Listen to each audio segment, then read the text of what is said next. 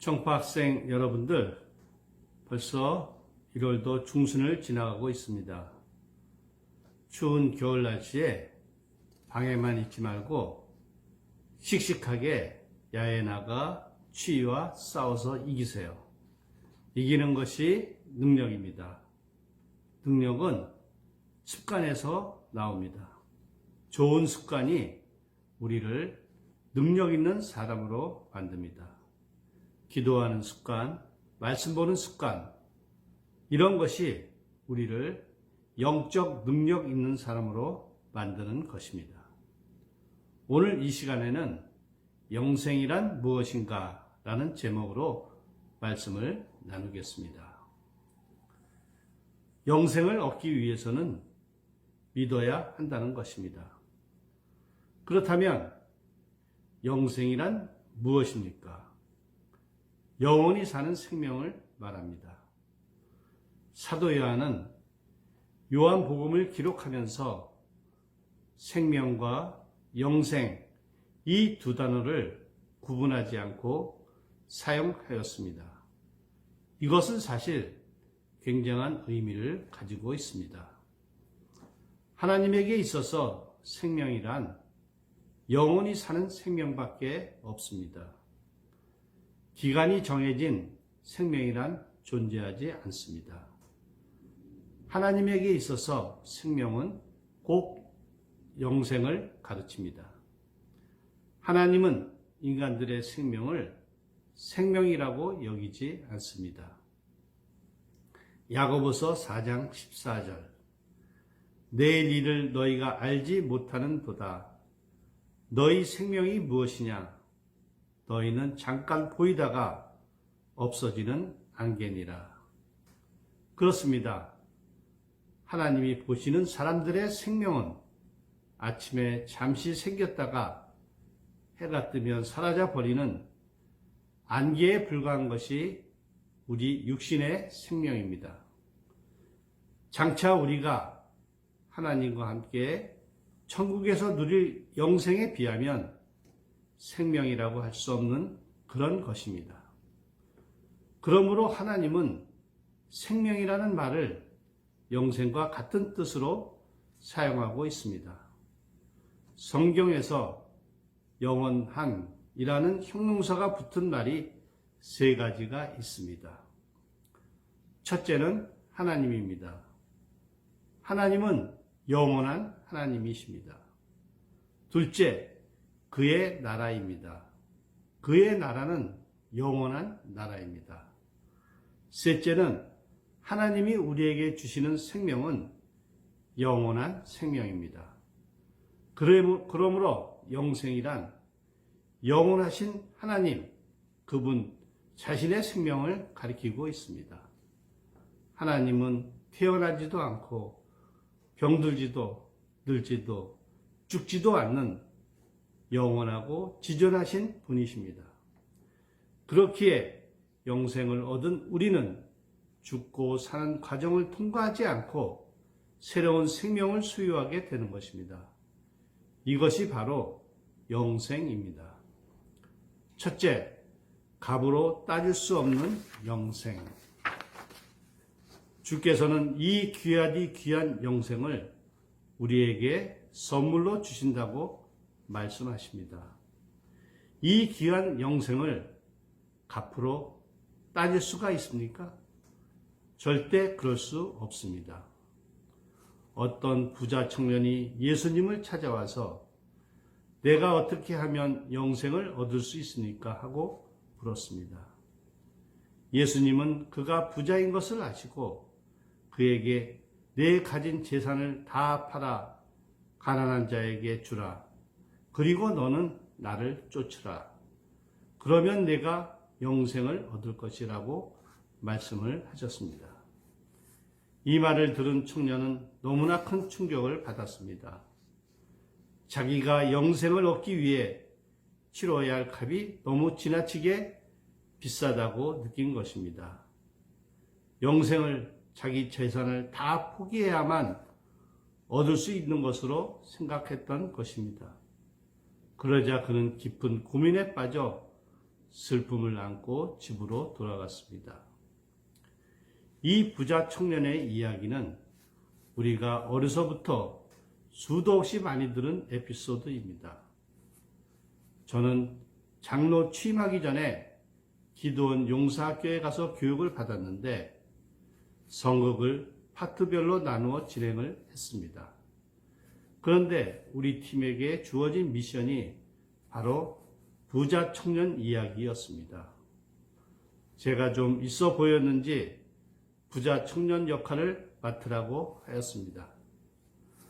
저는 이 성극을 하면서 2000년 전 예수님을 찾아가 영성의 고민을 상담했던 청년이 만일 나였으면 과연 어떻게 했을까 생각해 보았습니다.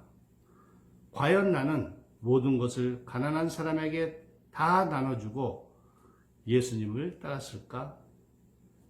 자신이 없었습니다. 영생을 세상의 가격으로 따진다면 어느 누구도 쉽지 않은 선택일 것입니다. 영생은 너무나 고귀하고 엄청난 가치를 가진 것이기에 값으로 따질 수가 없습니다. 그런데 주님께서는 우리가 믿기만 하면 영생을 공짜로 주시겠다는 말씀입니다. 그런데 사람들은 공짜라서 그런지 아니면 뜬 구름 잡는 소리처럼 들려서 그런지 영생에 대해 별 관심이 없는 사람들이 너무나 많다는 사실입니다. 그들은 도무지 믿으려고 하지 않습니다. 우리들 가운데도 예수님이 영생을 주시겠다고 하신 말씀을 의심하는 자가 없습니까? 예수님은 신실하신 하나님이십니다. 이 예수님을 믿고 영생을 얻으시기 바랍니다. 예수님은 우리들에게 부자 청년에게 말씀하신 것처럼 모든 것을 다 가난한 사람에게 나눠주고 나를 따르라고 말씀하지 않으십니다. 그렇게 말씀하시면 과연 우리들 중에 몇 명이나 예수님을 따르겠습니까? 예수님의 말씀은 너희의 모든 것을 다 버릴 만큼 영생은 소중한 것이라는 것입니다. 그래서 믿기만 하면 공짜로 영생을 주시겠다고 약속하셨습니다. 둘째, 믿음과 의심. 우리가 또 하나 생각해 볼 것이 있습니다. 영생에 대한 확신의 문제입니다. 저는 예수 믿는 분들 중에 영생을 확신하지 못하고 흔들리는 사람들이 많이 있는 것을 봅니다. 겉으로 보면 그는 분명 믿는 사람입니다. 믿으니까 영생을 얻었습니다. 그럼에도 불구하고 흔들립니다. 내가 정말 영생을 얻었나 못 얻었나? 정말 내가 영생할 수 있을까? 하고 마음에 의심이 쌓이기에 오늘 우리에게 주신 이 귀한 영생을 얻고도 마음에 감격이 일어나지 않습니다. 물론 확신이 부족하다고 해서 믿지 않는다고 말할 수는 없습니다. 믿는데 확신이 부족한 사람이 있을 수도 있습니다. 마틴 루터나 칼뱅 같은 위대한 종교 개혁자들은 믿음과 의심의 균형을 기독교 영성의 가장 중요한 문제 중 하나로 꼽기도 했습니다. 믿음과 의심이 얼마나 균형을 잘 유지하고 있는가에 기독교 영성의 중요한 과제라고 본 것입니다. 그만큼 의심이 없는 완전한 믿음을 갖기란 거의 불가능하다고 보는 것입니다. 1%의 의심도 없다는 것은 있을 수 없다는 것입니다. 따지고 보면 믿음이라는 것은 보이지 않는 하나님의 약속에 기꺼이 마음을 두는 것을 의미하고 있습니다. 히브리서 11장 1절 믿음은 바라는 것들의 실상이요 보이지 않는 것들의 증거니 사람들이 보이지 않는 것을 믿는다는 것은 결코 쉬운 일이 아닙니다. 그래서 루터는 믿음이라는 것은 어둠과 의심 속으로 자신을 내던지는 것이나 다름없는 일이라고 말했습니다. 이런 의미에서 믿는다는 것은 가장 어려운 일 중에 하나입니다. 믿음의 세계로 들어가는 것은 감각의 세계로부터 보이지 않고 만져지지 않으며 이해할 수 없는 세계로 들어가는 것을 의미하기 때문입니다. 곧 다시 말해서 하나님이 계시는 세계로 들어가는 것을 의미하기 때문입니다. 이것은 머리의 문제가 아니고 마음의 문제입니다. 칼뱅은 이것을 배를 가지고 비유를 하였습니다. 여기 배 한 척이 있습니다.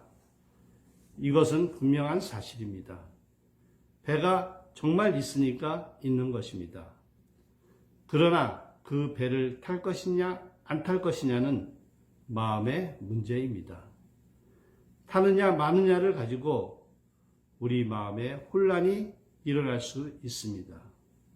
마찬가지로 우리가 예수님이 하나님이심을 믿고 또 그가 믿는 자에게 영생을 주신다는 사실을 믿기만 하면 그 영생이 내게 있느냐 없느냐에 대한 혼란이 마음속에 생길 수도 있습니다. 이것은 순전히 마음의 문제입니다. 그러므로 의심을 처리한다는 것은 의지적 결단을 내리는 것밖에 없습니다. 자, 저 배를 타고 가다가 폭풍을 만나면 위험할 것 같기도 하지만 그럼에도 목적지 항구를 가려면 타야 한다 하면서 배에 올라타는 것입니다. 이것이 바로 의지적 결단입니다. 하나님은 말씀을 통하여 내가 너에게 영생을 주노라고 말씀을 하십니다. 우리는 하나님의 말씀이라 생각하면서도 쉽게 따라가지 않습니까? 이럴 때는 의지를 가지고 결단을 해야 합니다. 하나님이 영생을 주신다고 했으니 믿자, 믿어보자 하는 마음으로 올라타면 모든 의심이 물러가게 되어 있습니다. 이러한 의지적 결단이 부족하여 자주 흔들리는 신앙생활을 하는 사람들이 너무나도 많습니다. 어떤 면에서는 의심은 믿음에서 빼놓을 수 없는 현상이라고 말할 수 있습니다. 그러나 그렇다고 해서 의심이 절대로 좋은 것은 아닙니다. 이것이 계속된다면 우리가 하나님 자신의 인격을 불신하는 것이나 마찬가지입니다. 30절 나와 아버지는 하나이라 하신대. 예수님은 곧 하나님이십니다.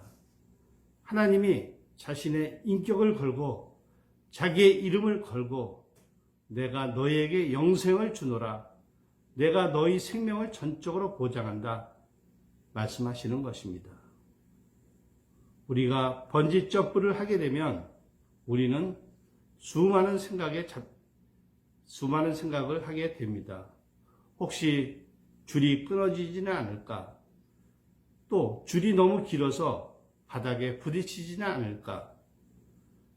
이런 많은 생각을 합니다.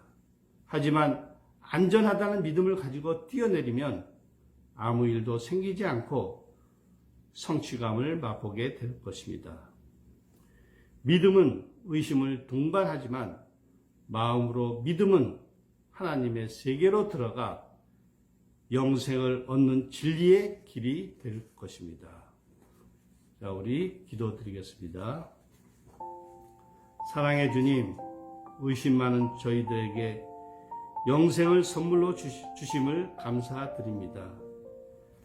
믿음은 바라는 것들의 실상이요 보이지 않는 것들의 증거라 했으니 마음으로 믿어 의에 이르러 영원한 생명을 얻게 하심을 감사하게 하여 주시옵소서. 예수님의 이름으로 감사하며 기도드렸사옵나이다. 아멘. 자, 우리 다음 주에 뵙겠습니다. 할렐루야, 아멘.